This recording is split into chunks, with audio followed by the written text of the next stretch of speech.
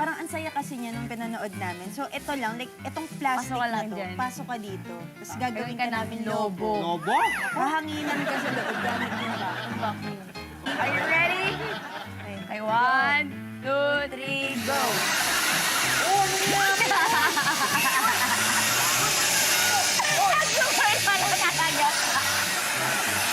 Kailangan magkasya ka dyan. Ayusin muna natin yung upo mo. Oh! Yan! Oh! Diba? Naman.